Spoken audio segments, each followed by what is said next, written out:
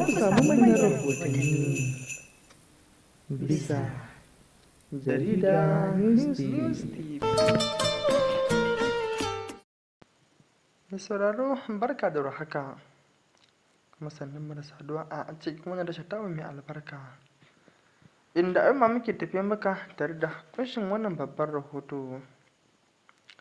rahoton da yake zaune a zukatan al'umma da dama domin jiran warware musu zare da ababen wannan magana, inda waɗansu sun gaskata zancen wasu kuma akasin haka, inda majiyoyin da suke rarraba waɗannan rahotanni su ma haka.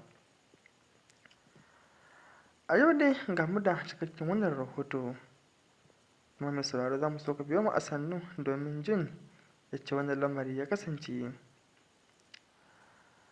Mai sauraro za mu so ka dangwala mana subscribe haɗi da ƙararrawar sanarwa domin samun mu a koyaushe da zarar mun saki rahotanninmu. Ga dai muhimman kanun rahoton.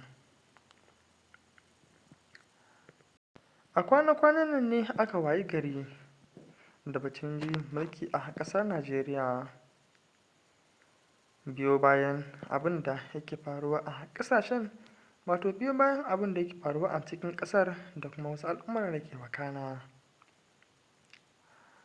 Wannan batun juyin mulki dai ya samo asali ne a tun lokacin da ƙasar Nijar ta tsinci kanta a cikin wannan irin hali na juyin mulki, wanda har a ko yanzu ma shugabancin juyin mulkin ne ke shugabantar ƙasar.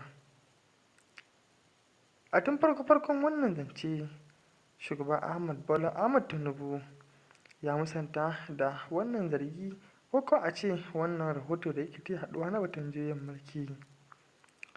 A tun shekarun biyun bayan da hakan ta fara faruwa, ko kuma a tun shekaru bayan da wannan zantuttuka suka fara yaɗuwa a ƙasar, musamman ma a lokacin da ya fara tsoma baki a rikicin da ke faruwa a Nijar. A lokacin ne wannan bayani ya fara yaɗuwa. Waɗansu da dama a gwamnatance suna musa wannan zargi na juyin mulki.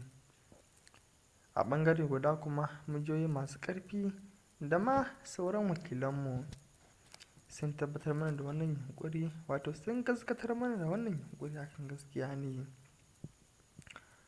Koma dai yaya ne, ku biyo mu a sannu domin jin ƙarashen cikakken wannan rahoto. Na nan tare da ku a kodayaushe domin zaƙulo muku manya-manyan rahotanni da ke kewayawa a wannan ƙasa da ma ƙetare. Za ku samu manyan rahotanni bisa jarida News TV.